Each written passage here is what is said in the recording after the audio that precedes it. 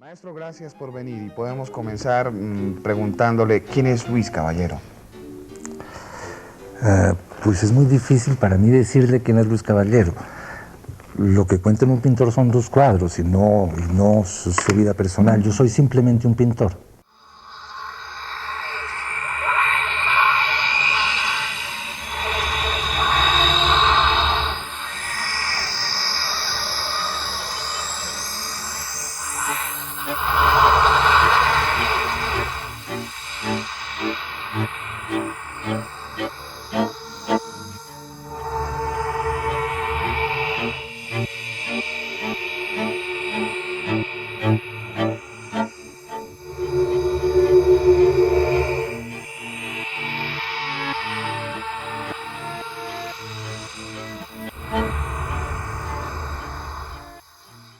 Nuestro bebé llegó el 27 de agosto del 43 a las 2:45 de la mañana en la clínica de Marley. Mamá Isabel Holguín de Caballero, papá Eduardo Caballero Calderón. El niño se llama Luis, Jaime por mi abuelo, el papá de mamá, Lucas por su abuelo, don Lucas Caballero, el papá de papá, Eduardo por papá del Perpetuo Socorro, porque nos consagraban a la Virgen del Perpetuo Socorro en la catedral. Color de los ojos al nacimiento grises, más tarde azules. Color del pelo rubio, complexión blanco. El niño se parece a su papá. En el corredor de Tipacoque, en la puerta de atrás, la plazuela. Tipacoque era una vieja hacienda de los Calderones y los Tejadas, los abuelos de papá, a donde nosotros seguimos yendo y fuimos desde chiquitos. Y nos tocó la violencia. Mis hermanos hicieron allá la primera comunión. Si Luis me viera mostrando esto, me mataría. Aquí está en el colegio, en el gimnasio moderno. El rector era don Agustín Nieto Caballero, que era tío de papá. Luis es este. Vea, aquí está con Camilo Torres. Camilo Torres, el cura guerrillero. Él era pariente nuestro. Esto es en unas vacaciones en España, en Port de la Selva. Aquí está papá, mamá, María del Carmen. ¿Dónde está Luis? Luis, allá atrás.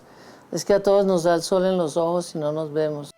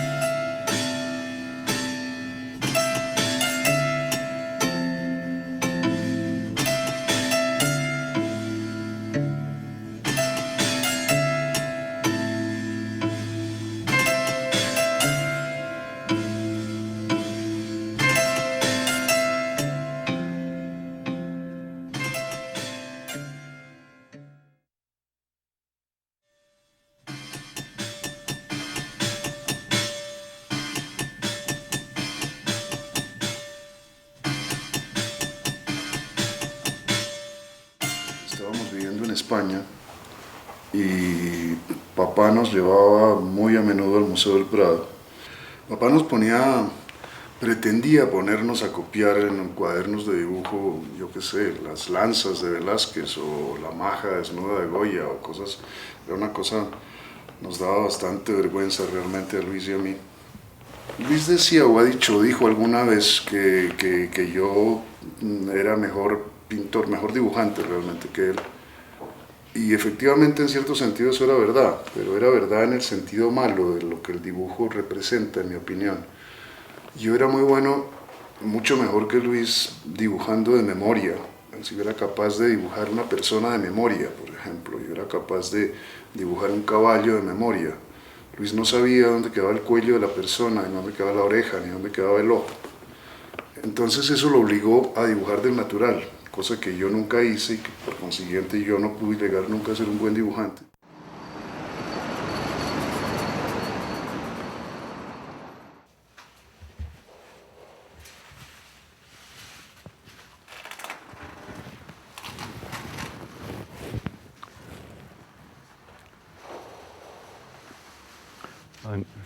¿Es el caballero, no? Yo llego a Bogotá más o menos en el año, inicios de la década del 60. En ese momento Luis Caballero estudiaba en la Universidad de los Andes, compañero con Beatriz González y con toda esa generación de ese momento. Tenían como maestro a Roda. Pampán era un cafecito que había a la salida de la Universidad de los Andes, en la plazoleta que queda arriba de la Pola. Después de la clase con Marta, íbamos como el parchecito de amigos, alumnos amados de Marta, íbamos al Pampán y conversábamos un rato, una hora o media hora o algo así. Era como la verdadera universidad eso, realmente era maravillosa las conversaciones por fuera de clase. Sí, yo creo que a Luis, como a todos ellos, les enseñó mucho más Marta Traba que nosotros los profesores de pintura. Marta Traba es la persona, yo creo que eso todo el mundo lo sabe, que aquí sentó unas bases de lo que podríamos llamar el arte contemporáneo. Es un tipo de preocupaciones que en Colombia existían poco, existían de una manera muy débil. Marta, con esa cosa peleona que tenía y agresiva, se dedica a vapulear el ambiente colombiano, el ambiente artístico colombiano, a pensar mucho en lo que ella cree y imponerlo. Y naturalmente este grupo de gente joven abre mucho las orejas. Todas las clases nuestras eran de conversación en gran parte, ¿no? Entonces Marta y Roda se ponían a hablar y iban mostrando por señas por qué Velázquez era importante, los dos eran grandes conversadores y eso lo influyó a uno muchísimo y formamos como un grupo muy sólido en la universidad, que era que sabíamos historia del arte, que era necesario desvivirse por la historia del arte y el que supiera más y Luis encontró mucho apoyo en nosotros que éramos mayores. Realmente lo que hicieron fue mostrarnos un mundo más grande que el de la provinciana Bogotá de ese momento, porque Bogotá en los años 60 era un pueblito ahí, una ciudad muy provinciana.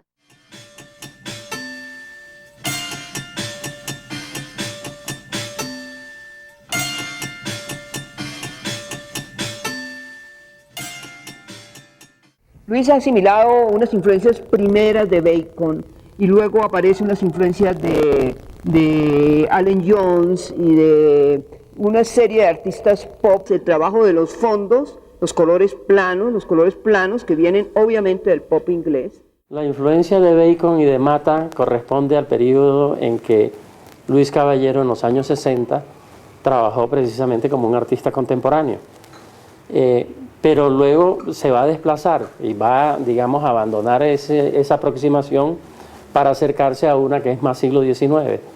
Lo que le va a quedar a él de Mata y de Bacon es el sentido de lo erótico. Bacon el único, el genial, el monstruo, el visionario, el profeta, ante el cual inclino yo mi frente. Y por desgracia también mi pintura. Bacon es hoy en día lo que fue Picasso hace 50 años. Es una renovación total de la pintura, es una forma de su esencia y por encima de todo literatura. Ya tenemos una de las primeras galerías que hubo en Bogotá, que fue Galería Belarca, que era la Vuelta de los Andes, en la Plaza de las Aguas. Yo vivía ahí mismo, en esa misma calle, subiendo para la Universidad de los Andes, y ahí llegó Luis. Él vivió un tiempo aquí, se fue a Estados Unidos, conoció a la pintora que después sería su única esposa, Terry Guitar, una artista de San Francisco. Se casaron y vinieron a vivir un tiempo a Bogotá. Pues siempre dijo que eran retratos de mí.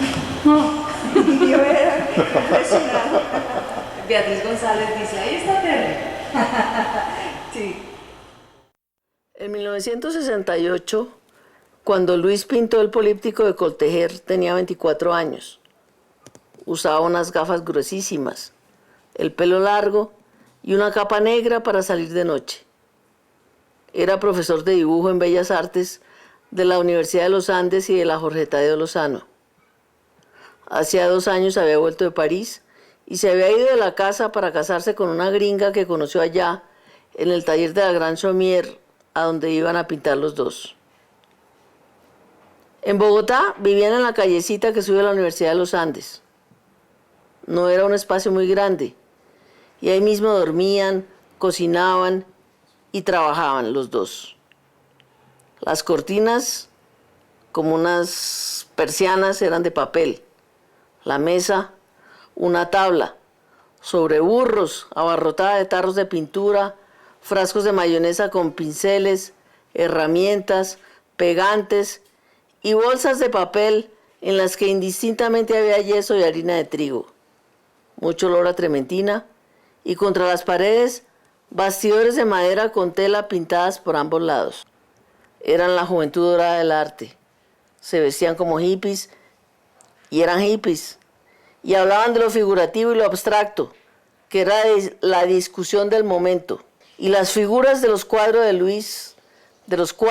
Luis, se empiezan a mover y no caben en un rectángulo.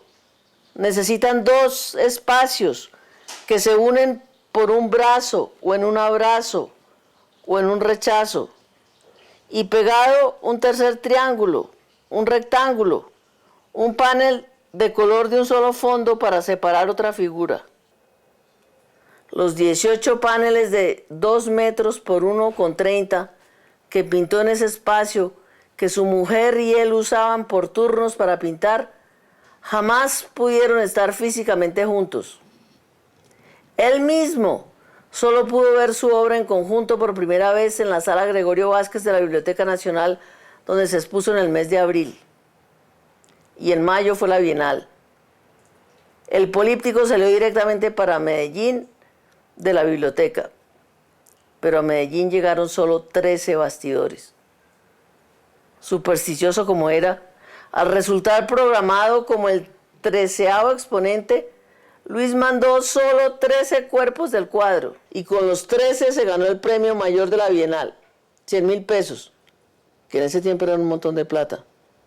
Compró 2 pasajes para irse con Terry a París. Dejaron sus trasteos en la mansarda de la casa de papá y mamá y nunca volvieron.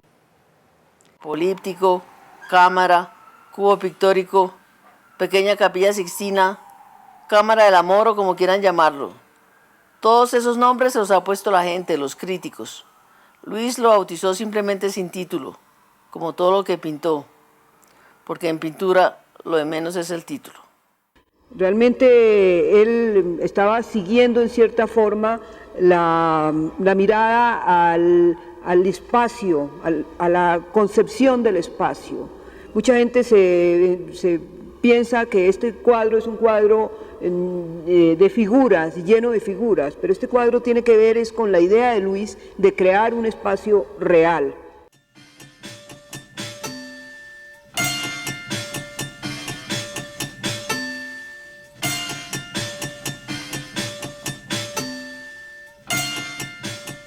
Todo lo que imperaba en ese momento en el mundo artístico era la no figuración, el abstraccionismo lírico, geométrico, lo que fuera.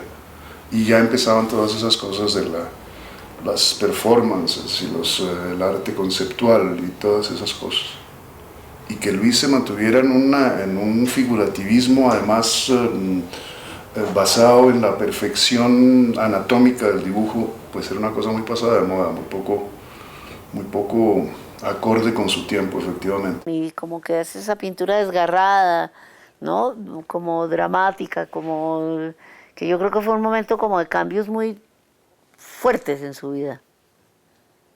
Porque quizá uno lo veía menos contento, menos sonriente. Y después viene una época Porque yo también creo que es una época en que él se separa de su mujer y finalmente asume su condición homosexual, pero que eso le debió costar mucho trabajo, mucho sufrimiento interno, pienso yo.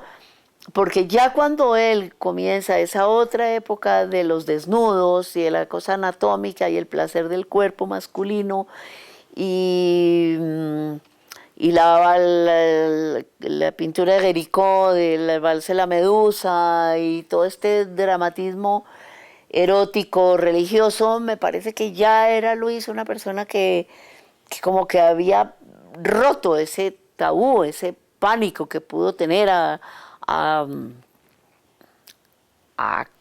aceptarse, digamos, para encontrar una palabra. El hecho que él abandone el pop para tratar una cosa como religiosa, eso no gustó.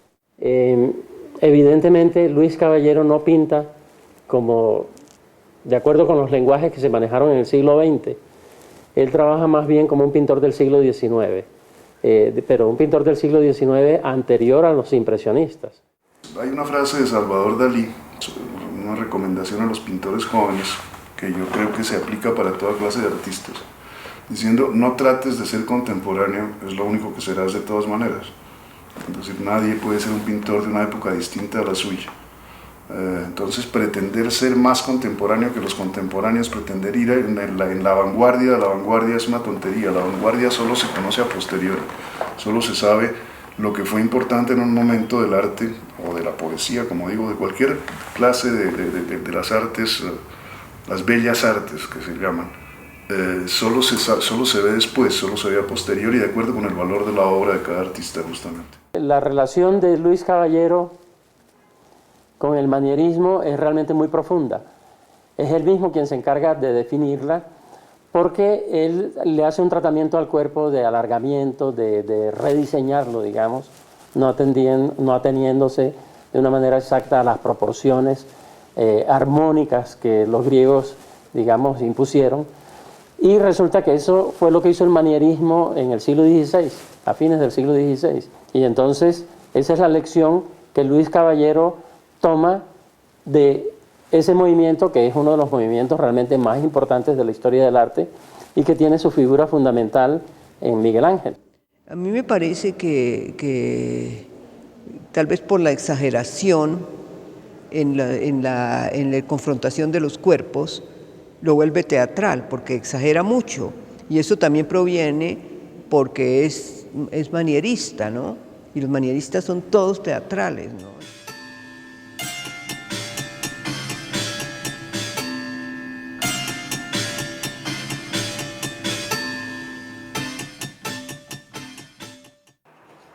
Vea, desde muy chiquito parecía muy piadoso. Al año y medio ponía las manos apenas veía una iglesia. Más tarde le encantaban las imágenes y los registros, los que adornaba siempre con flores. A los 6 años rezaba interminablemente. Para mí la pintura es sobre todo la creación de una imagen sagrada. En mis recuerdos de infancia se confunden la pintura y la religión porque precisamente se trataba de las mismas imágenes. Esa confusión, en vez de desaparecer, ha ido creciendo y para mí ahora una pintura es forzosamente una imagen sagrada.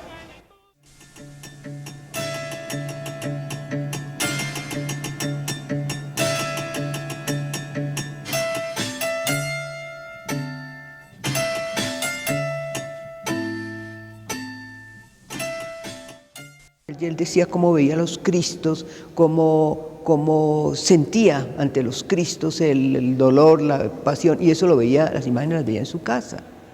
Entonces él siente es un poco, a mí me parece que es el manierismo, que es lo que nos llega aquí, que es el arte que tiene que ver con no inspirarse en la naturaleza, sino inspirarse en otras obras. Él se inspira en una crucifixión, en una piedad. Aquí pues podemos decir que es el momento en que alzan a Cristo, que la Virgen lo tiene alzado muerto. Entonces le interesa eso, pero al mismo tiempo cómo un cuerpo se desgonza, ¿no? Él habla de la influencia que hicieron en él en su momento las imágenes religiosas, los santos de la pasión, los cristos lacerados, los crucifijos, los descendimientos.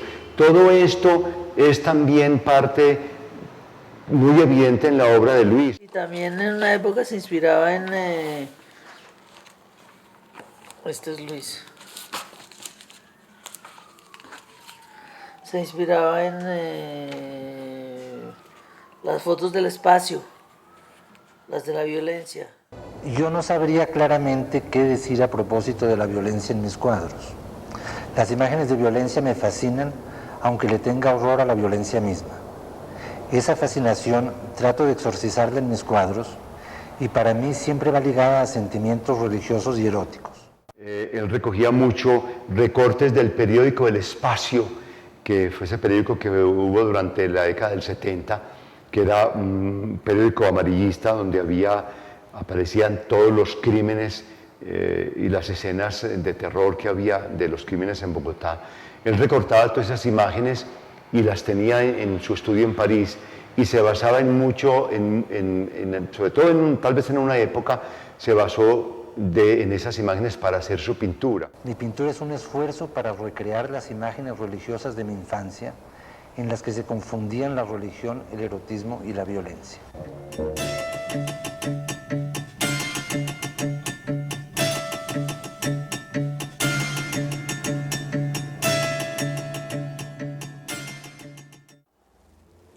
Aquí nos tendríamos que remitir a las categorías de Wolfing, un historiador alemán que hizo una serie de definiciones que son actuales todavía en la historia del arte.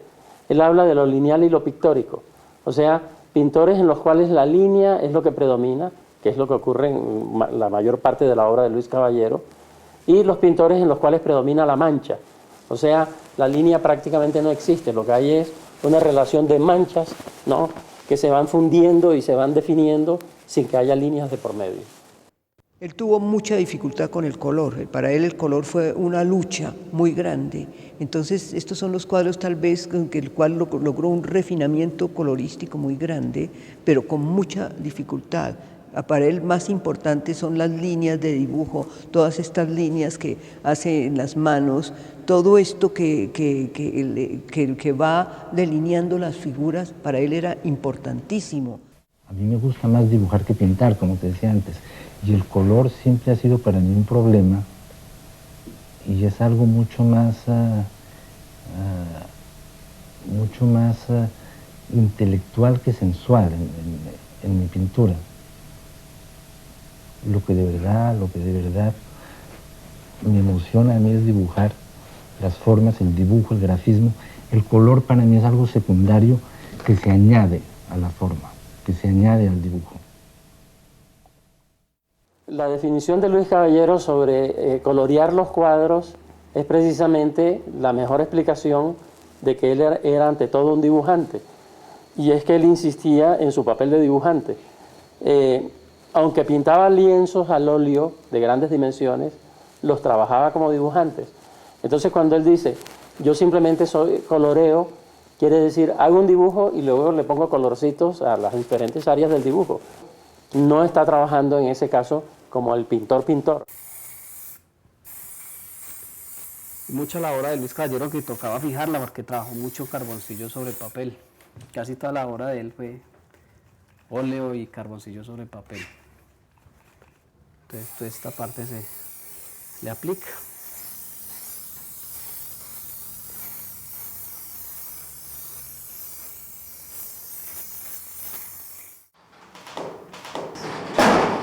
Eran los libros que él trabajaba. Trabajaba primero sobre el libro y después pasaba a las pinturas. Solo un poquito que hay. ¿Sí? Estos son tintas.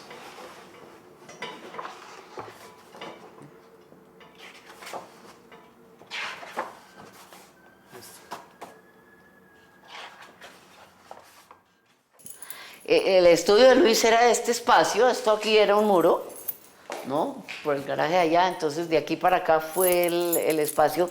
Él tenía aquí como unos muebles, etcétera, y aquí pintaba. Aquí era la cama, la alcoba, Y después entonces ya él fue más riquito y entonces compró el apartamento donde vive ahora Beatriz y donde él vivió y donde él murió. Era la madera y las paredes blancas vacías, la ventana, que ya la veremos de día. Y había un colchón y un calentador de ambiente para el modelo y el calentador para que no se muriera del frío el modelo. Y Luis, detrás de estos libros hay todavía unos como unos puntillones donde Luis templaba las telas completas hasta el suelo y hacía los cuadros grandes. Esta soy yo. Lo hizo Luis cuando tenía unos 14 años. Y bueno, millones de años después hizo una serie de autorretratos. Antes de esto, Roda le hizo este. Se dibujaron mutuamente. Eso, los pintores hacían mucho eso. Papá le dijo que lo dibujara. Y le hizo este, que papá le decía, ¿por qué no me le retiñes un poquito? Porque no se ve mucho.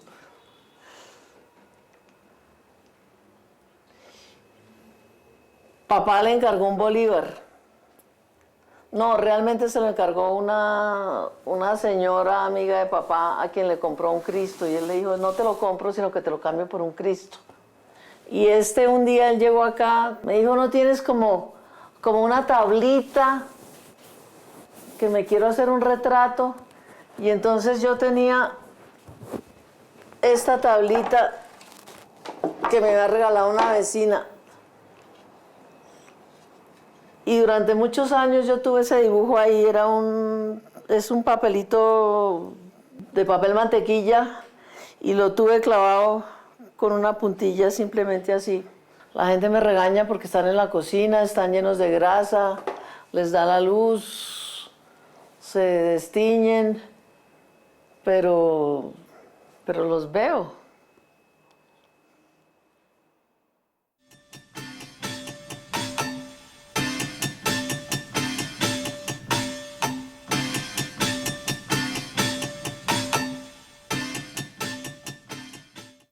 Eso es muy... Puede ser muchas cosas distintas, pero digamos cuando se establece una buena relación con el modelo. Y con eso quiero decir que cuando los dibujos que uno hace son satisfactorios y cuando se está trabajando bien, en realidad es cuando el modelo desaparece en cuanto persona y existe solo como objeto. Si hay demasiada simpatía, o si hay demasiado interés erótico por el modelo, los dibujos en general quedan mal. En un principio no tenía modelos él empieza a necesitar modelos urgentemente cuando da ese paso del manierismo a la pintura distinta, que es una pintura original, que es una pintura, uno no ve en los museos de Europa de la época de Luis obras como esas, porque es una obra absolutamente original, una obra que a él se le ocurrió y que la llevó a cabo. Mire, esto es una maravilla. Vea, estas son fotos de los modelos de Luis. Vea, este es un puro caballero.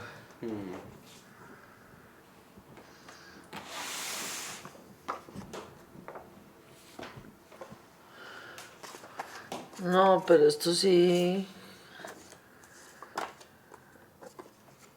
demasiado complicado.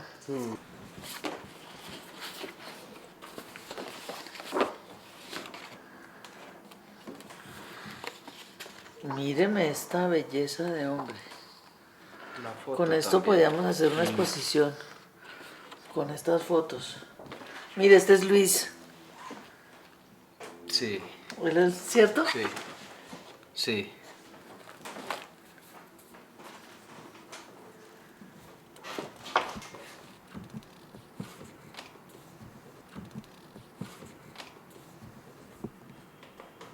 O sea, Luis les hacía fotos y luego a partir de las fotos él hacía bocetos, dibujos y luego sí hacía los cuadros. Cuadros gigantes.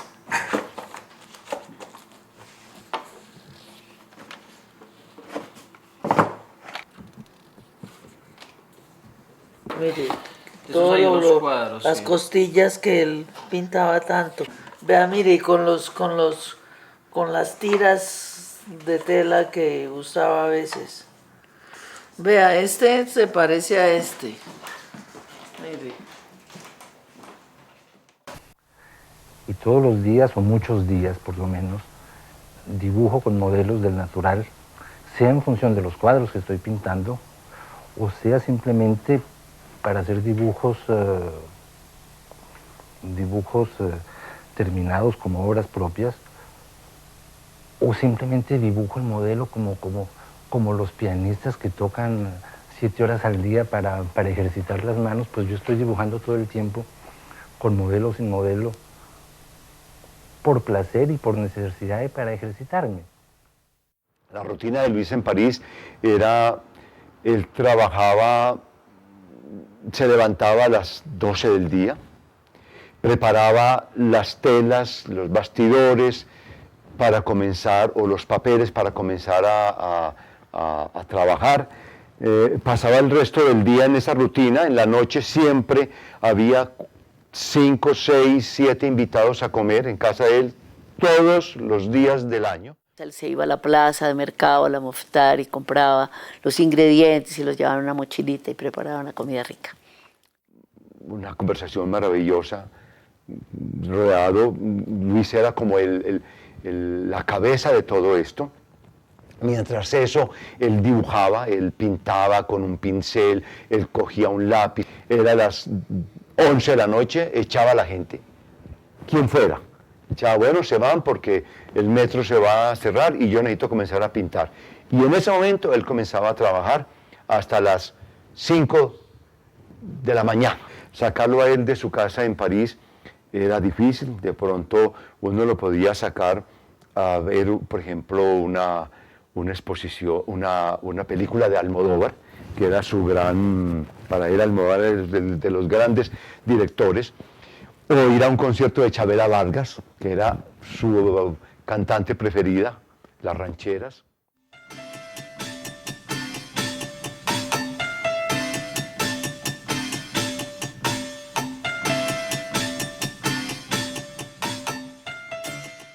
Yo creo que el arte solo vale la pena cuando aspira a la grandeza.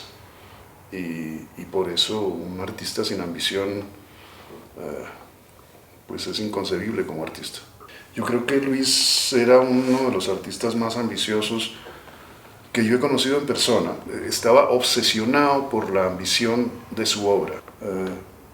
No sé, yo creo que cuando un artista, a partir del momento en que asume quién es, se da cuenta por fin de qué es lo que le interesa hacer, es decir, cuando sale del momento de la etapa de formación y de aprendizaje, quien decide cómo debe pintar o lo que debe hacer es él mismo, no los críticos. Y justamente yo creo que los artistas que se dejan influir demasiado por la opinión de los críticos no van a ninguna parte. Porque esa parte de esa ambición de que hablaba antes consiste en confianza en sí mismo. Trapío, dicen los vaqueros de las fincas ganaderas, un toro tiene trapío cuando tiene cara de hombre, es decir, cuando impresiona. Independientemente del tamaño que tenga, independientemente también de su edad. Es una cosa que viene del interior. No se refiere al tamaño, no se refiere al peso, no se refiere a las dimensiones, sino a la seriedad interior. Y yo creo que a partir de cierto momento, todas las cosas que hacía Luis tenían esa seriedad interior. Hay que intentar hacer una gran obra. En general, el arte contemporáneo peca por falta de ambición. En plástica, hacer una gran obra es crear una imagen necesaria. Lo demás es decoración. Luis tenía muchos deseos de enfrentarse a una obra de un gran formato. Quería tener ese riesgo, cómo se enfrentaba a una tela de 6 metros por 6 metros. Se comenzó a planear el espacio, en el espacio de la galería, la pared del fondo, que se mide exactamente 6 por 6. De ahí en adelante él comienza a trabajar en las noches, se prepara todo para que él trabaje cuando se cierra la galería, de 7 de la noche a 2, 3, 4 de la mañana. Hay un fotógrafo permanentemente haciendo un registro de toda la actividad de cada noche. Está el modelo, Luis va trabajando unos bocetos con el modelo, va trabajando en la preparación de la tela. En el día se abre la galería para que el público comience a ver el proceso del telón. Todos los días se va abriendo la galería, todos los días la gente va viendo cómo avanza la pintura. Lógicamente, después de 15 días, las colas en la galería a las 9:30 de la mañana eran de 2 cuadras. Eso fue a raíz de una conversación que tuvimos y que yo le planteaba que la manera de trabajar los artistas contemporáneos en series, ¿no? Series que hay que reconocer que son muy ambiciosas, pero en las cuales el artista, digamos, se aproxima a una solución y luego de cierta manera la repite haciendo variantes, le recortaba un poco a los artistas la posibilidad de realizarse plenamente. Y entonces yo le ponía a él de ejemplo el caso de los grandes maestros y uno que él admiraba mucho, el Tintoretto, por ejemplo, que asumía trabajos de una escala que son realmente extraordinarias, como las que uno puede ver en la escuela de San Roque en Venecia. A mí me inquietó sobre todo algo: cómo iba a realizar una obra tan gigantesca a partir de unos dibujos que realmente eran muy pequeños, ¿no? Dibujos de 1/8 de pliego y si acaso algunos de 1/4 de pliego, por lo menos en ese momento, ¿no? Le pregunté, ¿vas a cuadricular y vas entonces después a pasar el dibujo? Y me dijo, ¿cómo se le ocurre? ¿No? Ese cómo se le ocurre tenía sentido porque Luis Caballero era el tipo de artista que se enfrentaba al lienzo en blanco y trabajaba directamente sobre la superficie. Viene a Bogotá, hace la exposición, estamos viviendo en París en esa etapa. Le digo que cuando regrese a París le pido el favor que me traiga fotografías, que quiero ver inmediatamente eso, ¿no? Llega a París, me llama por teléfono y me muestra unas fotos, y la primera foto, que es muy hermosa en realidad, él está en una especie de paso de danza con el brazo levantado y se ve el primer trazo, ¿no? Y él está mirando el dibujo pequeño que tiene en la mano. Cuando yo vi esa foto, enseguida le dije, Luis, aquí está el asunto, porque ya había visto la foto del gran lienzo como tal, ¿no? Y realmente no me gustó la obra, tengo que decirlo ahora, no me gustó, se lo dije a él inmediatamente. Yo no entiendo cómo puedes estar haciendo un trazo que no estás viendo por dónde va el trazo. Claro, eso indica una gran pericia técnica, pero él era mirando el boceto, y entonces entre mirar el boceto, mirar a un lado e ir haciendo el trazo por el otro, es absolutamente admirable, eso sí yo lo reconozco. El Gran Telón fue como, yo pienso, como una gran performance, porque era él encaramado en la escalera. Yo creo que fue más que la obra en sí, fue el hecho de colocar una tela y trabajarla ante el público.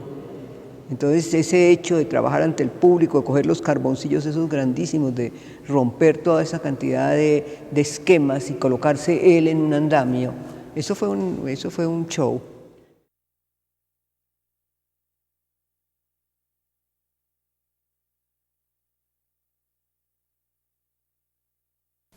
Yo me siento capaz de pintar en blanco y negro y de producir obras que tienen la misma intensidad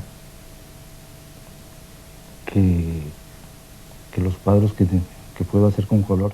Cuando comienzan los años 90 y realiza sus últimas obras, que son los llamados cuadros negros, cuando yo digo cuadros negros, estoy utilizando la denominación que el propio Luis le daba a esos cuadros, siguiendo por supuesto la nomenclatura de Goya, un pintor que él admiraba mucho. En relación con los cuadros negros, hay que tener en cuenta una cosa: el tratamiento pictórico que realmente le da él a la superficie que pinta, ¿no?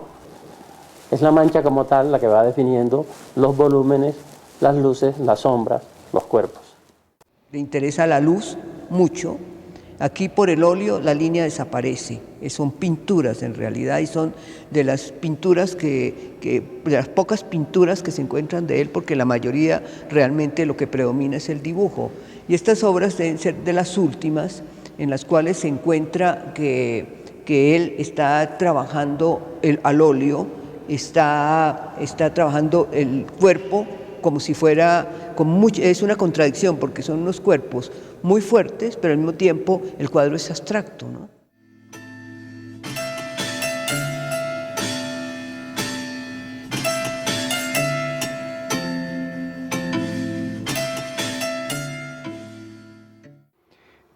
La última etapa, por ejemplo, cuando él ya no tenía pulso para pintar, no podía pintar coger un pincel, él cogía un trapo y lo untaba de pintura y pintaba prácticamente con una punta de un trapo, de una toallita o algo así. Aquí es evidente lo que les decía hace un momento, que es, ya Luis aquí no puede trabajar con el pincel. Aquí es claro cómo hay un trazo, no de un pincel, de un trapo, pero ese trazo hace para mí la figura maravillosa, es un bloque escultórico prácticamente. A mí me parece que Luis murió prematuramente en el sentido de que estaba empezando a ser un verdaderamente gran pintor. Yo creo que en esos años Luis estaba ya completamente dueño de su capacidad técnica y lo suficientemente dueño de su capacidad técnica como para ignorarla, justamente, para no complacerse en ella. Y sabía exactamente lo que quería hacer y lo estaba haciendo. Cuando Luis vino para Colombia, enfermo, se trajo un lote grande de sus películas amadas, que eran Buñuel y era Buñuel y yo no me acuerdo quién más era. Y que Luis las quería ver, entonces Lucas, mi hijo, que en ese momento estaba estudiando cine, se ofreció para hacer el mandado. Y entonces Lucas iba y se las llevaba a Luis y lo acompañaba por la tarde y se las contaba. Pues muchas veces Luis como que se sabía las imágenes, pero entonces Lucas le leía los parlamentos. Él está siempre muy solicitando cartas, solicitando que le contesten, solicitando que no lo dejen solo. Hace siglos que usted no me hace ni una firma. No conoce límites, no soporto la idea de que la gente me olvide. Yo necesito una constante atención, una constante admiración y un cariño maternal continuo. Psicológicamente soy infantil y necesito siempre el cariño de madres, protectrices, fantasías del claustro materno, etcétera, etcétera. Entonces hay unas cartas en las cuales él va marcando para dónde va y cuáles son sus dedicaciones en ese momento. Por ejemplo, cuando descubre a Tintoretto, cuando descubre a Bacon. Y tengo esta última carta, dice: hace tiempo que estoy pensando en escribirle, pero ¿qué decirle? Como se habrá enterado, estoy enfermo y no puedo ni siquiera escribir a mano. Tengo un problema de coordinación de movimiento producido por una deficiencia en el cerebelo.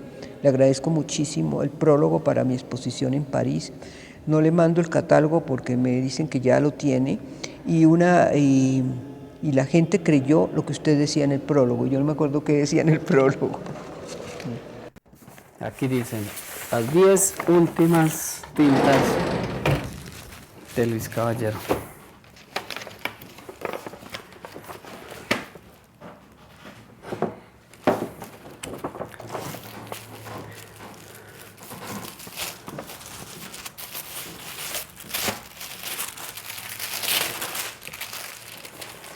¿Sí? Este es el dibujo que les digo. Fue el último que hizo.